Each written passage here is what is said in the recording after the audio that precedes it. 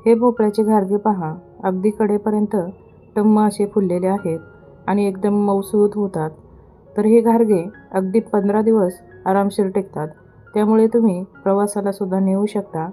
नमस्कार, मी Sonali veg non veg तडका या चॅनलवरती आपलं मनपूर्वक स्वागत करते. आजपासून मी जेवण गावाकडचं ही सिरीज चालू करणार आहे. तर यामध्ये महाराष्ट्रातील गावाकडील वेगवेगळ्या पदार्थांचा समावेश केलेला आहे. आजचा हा मेनू आपला पहिला असल्यामुळे हा गोडाचा पदार्थ बनवणार आहे. आजच्या व्हिडिओमध्ये मी तुम्हाला भोपळ्याचे घारगे बनवून दाखवणार आहे. तर याला आमच्या इकडे गावाला भोपळघाऱ्या म्हणतात. लाल भोपळ्यापासून म्हणजेच डांगर भोपळ्यापासून हे घारगे तयार केले जातात. भोपळा न किसता एकदम सोप्या पद्धतीने हे घारगे मी तुम्हाला बनवून दाखवलेले आहे.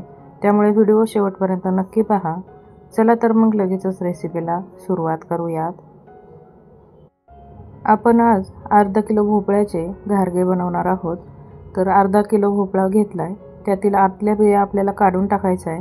भोपळा स्वच्छ धुवून घ्यायचा आणि हा कट करून घ्यायचा आहे. आपल्याला हा भोपळा कुकरमध्ये शिजवून घ्यायचा आहे, त्यामुळे कट करायचा.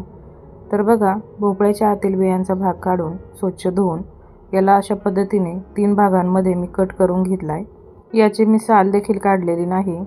आता हा भोपळा आपल्याला कुकरच्या डब्यामध्ये घालून घ्यायचा आहे. तर मोठ्या आकाराचा कुकरचा डबा घ्यायचा, यामध्ये भोपळा घालायचा आणि कुकरमध्ये खाली अर्धा ग्लास पाणी घालायचं. वरती डबा ठेवायचा, कुकरचं झाकण लावून.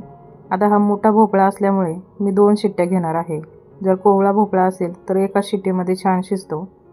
कुकरच्या 2 शिट्ट्या घेऊन कुकर 5 मिनटं थंड होऊन दिला. त्यानंतर भोपळा बाहेर काढला. तर भोपळा अजून खूप गरम आहे, तोवरच आपल्याला याच्या आतील गर काढून घ्यायचा आहे. तर एकदम असा व्यवस्थित शिजलेला आहे, त्यामुळे सालीपर्यंत व्यवस्थित याचा गर काढता येतो. अजिबात याचा गर वायाला जात नाही. जर आधीच भोपळा किसायला गेलं आणि नंतर उकडून घेतला तर किसताना याच्या सालीला भरपूर असा गर राहतो, व्यवस्थित किसला जात नाही. तर इथे तुम्ही पाहू शकता सर्व भोपळ्याचा गर काढून घेतला आहे. तर हा गर गरम गरम असतानाच यामध्ये आपल्याला गूळ घालायचा आहे. आता अर्धा किलो भोपळ्यासाठी 400 ग्राम गूळ किसून घेतला आहे, तो यामध्ये घालूयात. तर मी कमी गोड करणार आहे. तुम्हाला जर जास्त गोड हवा असेल तर अर्धा किलो गूळ घाला. चवीनुसार मीठ आणि 1 चमचा विलायची पावडर घालायची. थोडंसं जायफळ किसून घालूयात. जायफळ आणि विलायची पावडरमुळे घारग्यांची चव खूप छान लागते. लगेच आता एखाद्या स्मॅशरच्या मदतीने हे स्मॅश करून घ्यायचं. तर हा गर गरम असतानाच ही स्टेप आपल्याला करायची आहे. जर थंड झाला तर गूळ यामध्ये मिक्स होत नाही. जर तुमचा गूळ यामध्ये मिक्स होत नसेल तर गॅसवरती कढईमध्ये हा गर आणि गूळ घालून छान असा मिक्स करून घेऊ शकता. तर बघा, हा गर एकदम गरम असल्यामुळे अगदी पटकन असा मिक्स झाला आहे. यामध्ये आता बसेल तेवढं चाळून घेतलेलं गव्हाचं पीठ घालायचं. तर अंदाज घेत घेत यामध्ये पीठ घालायचं. जेवढं यामध्ये बसेल तेवढंच घालायचं. हे पीठ आपल्याला एकदम घट्ट किंवा एकदम सैलसर मळायचं नाही. मध्यम साईजचं पीठ मळून घ्यायचं. शक्यतो पाण्याची गरज लागत नाही, परंतु जर वाटत असेल तर फक्त 1 ते 1.5 चमचा यामध्ये पाणी घालून घ्यायचं. मी इथे 1.5 चमचा पाणी घातलेलं आहे.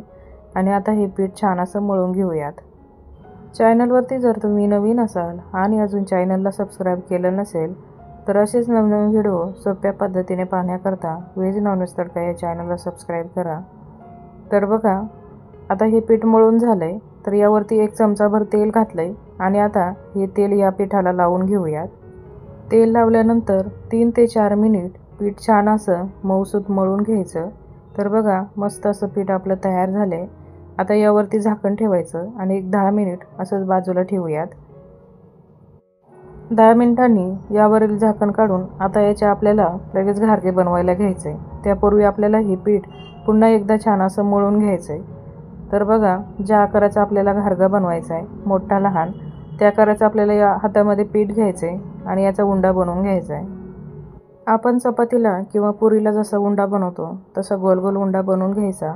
तेलामध्ये थोडासा डुबवून घ्यायचा आणि इथे दाखवल्याप्रमाणे पोळपाटावरती छोट्या आकाराची आपल्याला पुरी लाटून घ्यायची. तर अर्धवट पुरी लाटून झाल्यानंतर यावरती आपल्याला खसखस लावून घ्यायची. आवडीप्रमाणे खसखस तुम्ही कमी जास्त लावू शकता. याने घारगे दिसायलाही छान होतात आणि पौष्टिकसुद्धा होतात. तर दुसऱ्या साईडने सुद्धा याला खसखस लावून घ्यायचे.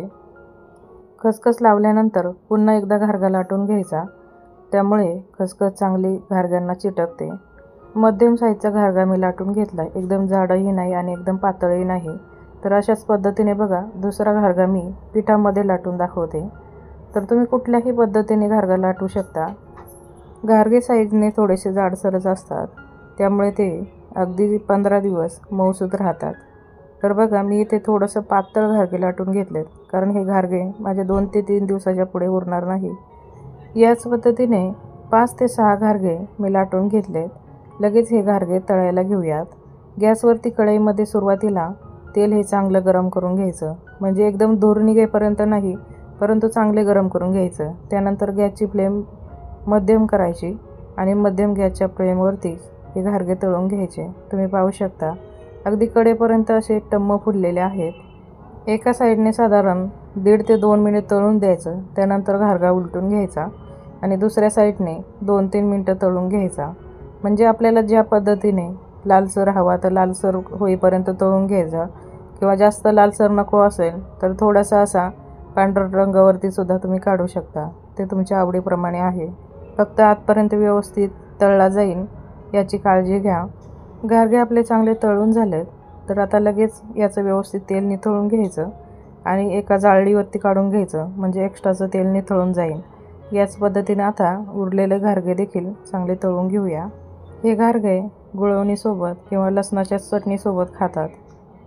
हे घारगे जर तुम्हाला कुरकुरीत आणि क्रिस्पी बनवायचे असतील तर थोडेसे पातळ लाटायचे, आणि जर तुम्हाला एकदम मऊसूत सॉफ्ट असे बनवायचे असतील तर थोडेसे जाडसर लाटायचे.